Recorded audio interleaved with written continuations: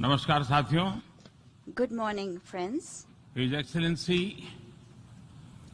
अब्दुल्ला शाहिद जी, His Excellency Mr. Abdullah आपको Shahid. अध्यक्ष पद संभालने की First of all, I would like to हार्दिक बधाई। warmly congratulate you on आपका अध्यक्ष assuming बनना the office of President of the सभी UNGA. विकासशील देशों Your becoming president और is a विशेषकर matter of pride for all developing small countries island developing and states के in लिए particular for small island गौरव की developing बात है। states.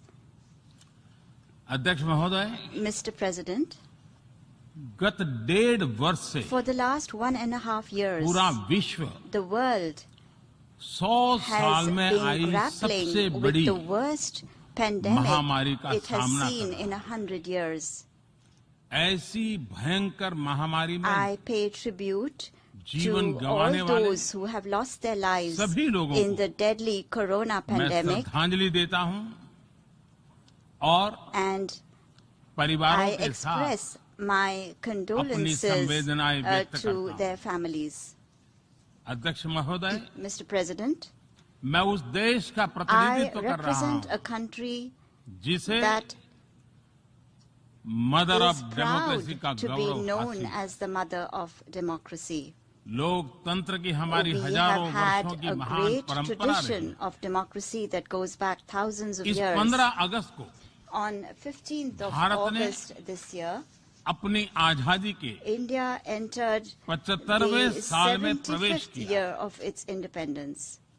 हमारी विविधता Our diversity हमारे सशक्त लोकतंत्र is की the पहचान है। identity of our strong एक ऐसा democracy. देश It is a country जिसमें that has दर्जनों भाषाएं dozens हैं, of languages, सैकड़ों बोलियां हैं, hundreds of dialects, अलग अलग रहन सहन different खान पान। lifestyles and cuisines. ये vibrant This is democracy the का best बेहतरीन example of a उदाहरण है। vibrant democracy.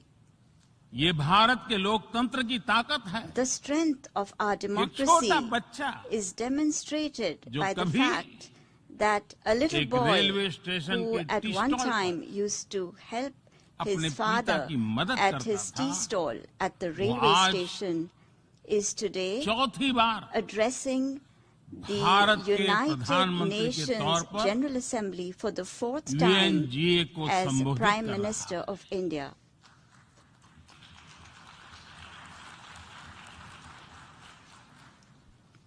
सबसे लंबे समय तक I will soon Gujarat have का spent 20 मुख्यमंत्री years serving और my फिर countrymen as पिछले head of 7 साल government. से First as the Bharat longest के serving प्रधानमंत्री Chief के Minister तौर पर of मुझे Gujarat and then Head of as Government Prime की Minister भूमिका में for the last 7 years. देशवासियों की सेवा करते हुए 20 साल हो रहे हैं और And मैं अपने I अनुभव am से कह saying रहा this हूं, to you from my own Yes. experience. Yes, democracy can deliver. democracy can deliver. Yes, Yes, democracy has democracy deliver. has delivered. अध्यक्ष महोदय, Mr. President, एकात्म मानव दर्शन today के is प्रणेता the birth anniversary Pandit of Deendayal Pandit Upadhyay ji की आज Deen जन्म Dayal Jayanti. Upadhyay, the proponent of Ekatma Manav Darshan. एकात्म मानव दर्शन यानी Ekatma Manav Darshan integral means humanism, integral humanism, अर्थात or स्व से the development समष्टि journey तक undertaken विकास together, और the विस्तार की expansion सहयात्रा। from the self to the universe, expansion of the self, expansion of the self, moving from moving individual to from the the society, individual to society, the nation to the nation, entire and to humanity. entire humanity. और ये चिंतन And this philosophy Antyodaya को is समर्पित है। dedicated to Antyodaya. Antyodaya को आज की परिभाषा The में modern day where definition no one of is left behind कहा Antyodaya जाता है। is where no one is left इसी भावना behind. के साथ It is with this principle आज in mind that India integrated, today is moving equitable forward on the path of development की राह पर आगे integrated, बढ़ रहा है। equitable development. Vikas Our priority is सर्वसमावेशी हो, that development should be all-inclusive, सर्वस्पर्शी हो, all-pervasive, सर्वव्यापी हो, universal, सर्व पोषक and हो, one that nurtures all. यही हमारी प्राथमिकता है। बीते 7 वर्षों में During the last 7 years, Bharat में India has 43 brought crore over से ज्यादा लोगों को 430 million people बैंकिंग who व्यवस्था were से जोड़ा previously गया है, unbanked into जो the अब banking तक system. इससे वंचित थे। आज Today, 36 over करोड़ से अधिक ऐसे लोगों को भी 360 million people बीमा सुरक्षा who कवच मिला है, earlier could not पहले even imagine इस बारे में this सोच was भी नहीं possible, now have insurance 50 coverage as crore से security ज्यादा लोगों को by giving over 500 मुफ्त इलाज million की people सुविधा देकर the facility of free Bharat ने treatment in hospitals. उन्हें quality India health has service से given them जोड़ा। access to quality health Bharat ने services 3 करोड़ by पक्के घर building बनाकर 30 million बेघर, proper homes. यानी India has made होमलेस परिवारों को homeless families होम ओनर्स बनाया। homeowners. अध्यक्ष महोदय, Mr. President, प्रदूषित पानी polluted water भारत ही नहीं, is a very big पूरे problem, विश्व not just for और India, खासकर but for the entire गरीब और world, and in विकासशील देशों particular की for poor and बहुत developing बड़ी countries. समस्या है। भारत में इस चुनौती से निपटने के लिए In order to address this हम challenge 17 in करोड़ से India, अधिक घरों we तक are carrying out a very big pipe से campaign to ensure साफ that पानी piped पहुंचाने का clean बहुत बड़ा water अभियान reaches चला रहे हैं। over 170 million विश्व homes. की बड़ी-बड़ी संस्थाओं ने Reputed institutions of the ये world माना है have कि said किसी भी देश के विकास के लिए वहां के नागरिकों के पास जमीन और घर के प्रॉपर्टी राइट्स यानी ओनरशिप का रिकॉर्ड होना बहुत जरूरी है। दुनिया के बड़े बड़े देशों में बड़ी संख्या में ऐसे लोग हैं जिनके पास जमीनों और घरों के प्रॉपर्टी राइट्स नहीं है। आज हम भारत के 6 लाख से अधिक गांवों में ड्रोन से मैपिंग कराकर करोड़ों लोगों को उनके घर और जमीन का डिजिटल रिकॉर्ड देने में जुटे हैं। ये डिजिटल रिकॉर्ड प्रॉपर्टी पर विवाद कम करने के साथ ही access to credit, bank loan तक लोगों की पहुंच बढ़ा रहा है। अध्यक्ष महोदय, आज विश्व का हर 6ठा व्यक्ति भारतीय है। जब भारतीयों की प्रगति होती है तो विश्व के विकास को भी गति मिलती है। When India grows, the world grows. When India reforms, the world transforms. Bharat में हो रहे साइंस और टेक्नोलॉजी आधारित इनोवेशंस विश्व की बहुत मदद कर सकते हैं। हमारे टैक्स सॉल्यूशंस का स्केल और उनकी कम लागत दोनों अतुलनीय है।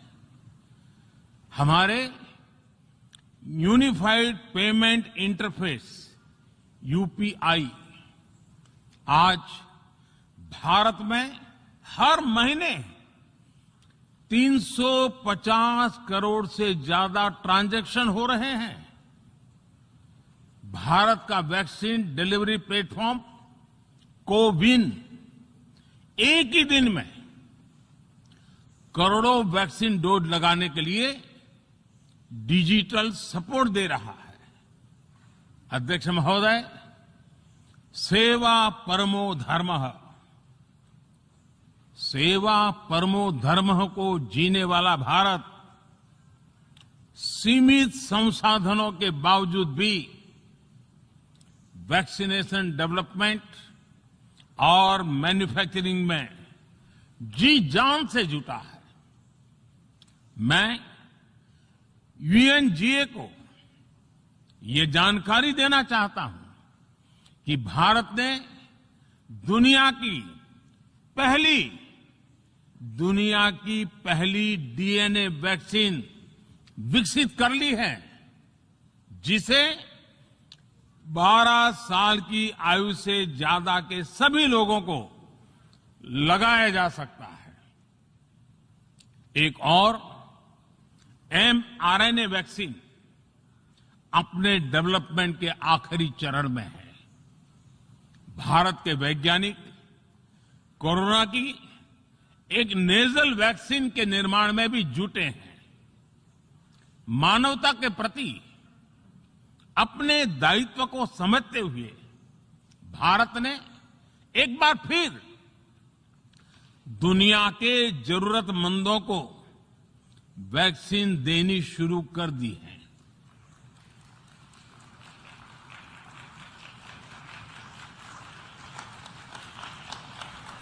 मैं आज दुनिया भर के वैक्सीन मैन्युफैक्चरर्स को भी आमंत्रित करता हूं,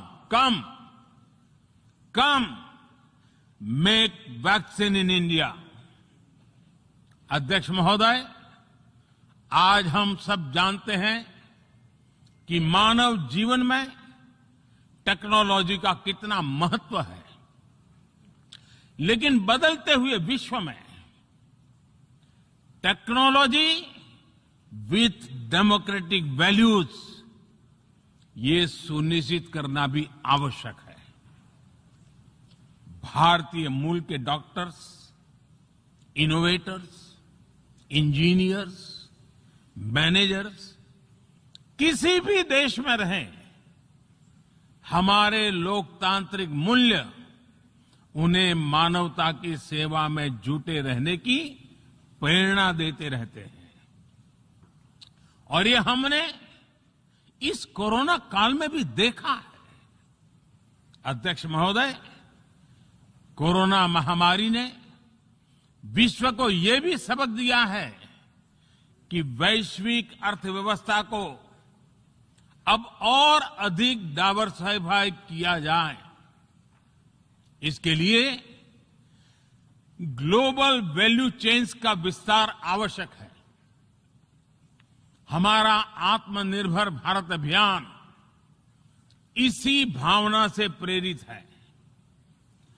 ग्लोबल इंडस्ट्रियल डाइवर्सिफिकेशन के लिए भारत विश्व का एक लोकतांत्रिक और भरोसेमंद पार्टनर बन रहा है। और इस अभियान में भारत ने इकोनॉमी और इकोलॉजी दोनों में बेहतर संतुलन स्थापित किया है। बड़े और विकसित देशों की तुलना में क्लाइमेट एक्शन को लेकर भारत के प्रयासों को देखकर आप सभी को निश्चित ही गर्व होगा।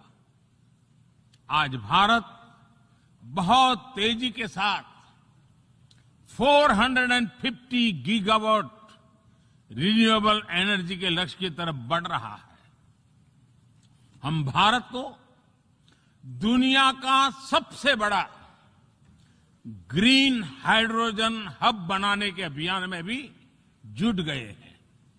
अध्यक्ष महोदय, हमें अपनी आने वाली पीढ़ियों को जवाब देना है कि जब फैसले लेने का समय था, तब जिन पर विश्व को दिशा देने का दायित्व था, वो क्या कर रहे थे।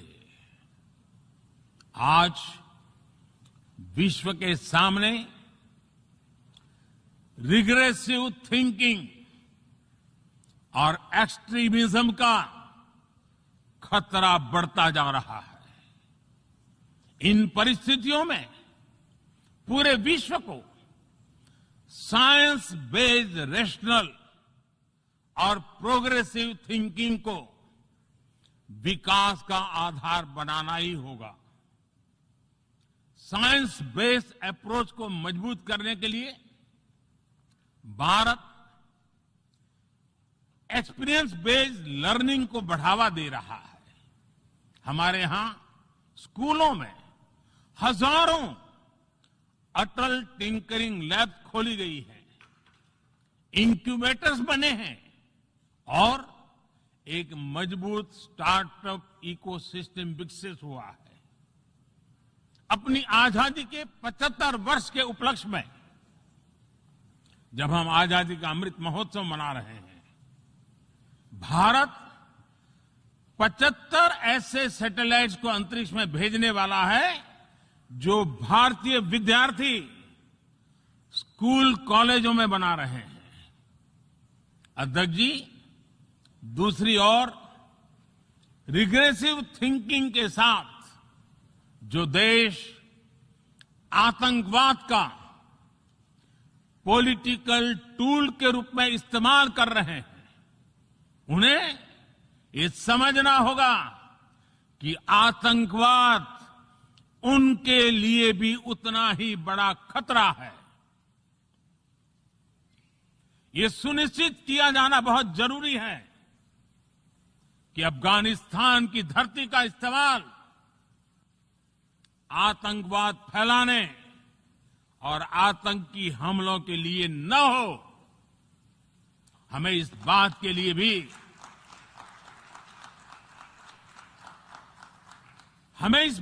लिए भी सतर्क रहना होगा कि वहां की नाजुक स्थितियों का कोई देश अपने स्वार्थ के लिए एक टूल की तरह इस्तेमाल करने की कोशिश न करें।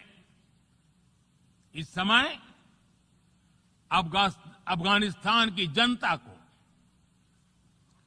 वहां की महिलाओं और बच्चों को, वहां की माइनॉरिटीज को मदद की जरूरत है और इसमें हमें अपना दायित्व निभाना ही होगा।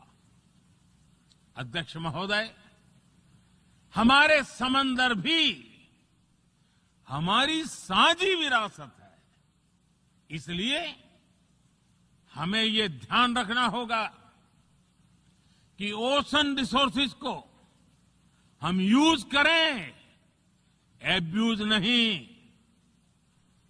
हमारे समंदर अंतर्राष्ट्रीय व्यापार की लाइफलाइन भी है। इन्हें हमें एक्सपांशन और एक्सक्लूजन की दौड़ से बचाकर रखना होगा। रूल बेस्ड वर्ल्ड ऑर्डर को सशक्त करने के लिए अंतर्राष्ट्रीय समुदाय को एक सुर में आवाज उठानी ही होगी। सुरक्षा परिषद में भारत की प्रेसिडेंसी के दौरान बनी विस्तृत सहमति विश्व को मैरीटाइम सिक्योरिटी के विषय में आगे बढ़ने का मार्ग दिखाती है। अध्यक्ष महोदय, भारत के महान कूटनीतिज्ञ आचार्य चाणक्य ने सदियों पहले कहा था, कालातिक्रमात् काल एव फलम पिबती। जब सही समय पर सही कार्य नहीं किया जाता तो समय ही उस कार्य की सफलता को समाप्त कर देता है। संयुक्त राष्ट्र को खुद को प्रासंगिक बनाए रखना है तो उसे अपनी इफेक्टिवनेस को सुधारना होगा, रिलायबिलिटी को बढ़ाना होगा।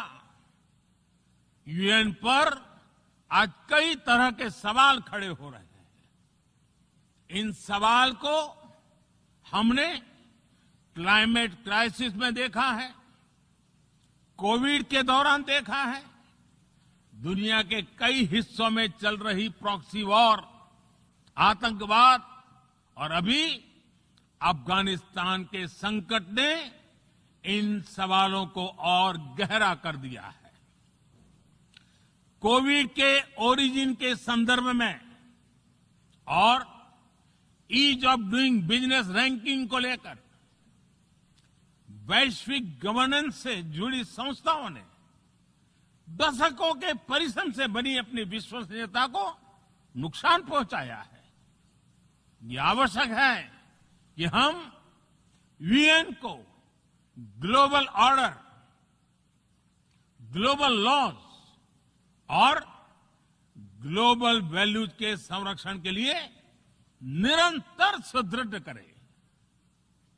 मैं नोबेल पुरस्कार विजेता गुरुदेव रविंद्रनाथ टैगोर जी के शब्दों के साथ अपनी बात समाप्त कर रहा हूं। शुभो कर्मोपोथे, शुभो कर्मोपोथे, ধোরো নির্ভয়োগান, সব দুর্বল সন্ন্যাস होक अवसान। अर्थात अपने शुभ कर्म पथ पर निर्भीक होकर आगे बढ़ो, सभी दुर्बलताएं और शंकाएं समाप्त हो। ये संदेश आज के संदर्भ में संयुक्त राष्ट्र के लिए जितना प्रासंगिक है, उतना ही हर जिम्मेदार देश के लिए भी उतना ही प्रासंगिक है। मुझे विश्वास है हम सबका प्रयास विश्व में शांति और सौहार्द बढ़ाएगा, विश्व को स्वस्थ, सुरक्षित और समृद्ध बनाएगा। इन्हीं शुभकामनाओं के साथ बहुत बहुत धन्यवाद। नमस्कार।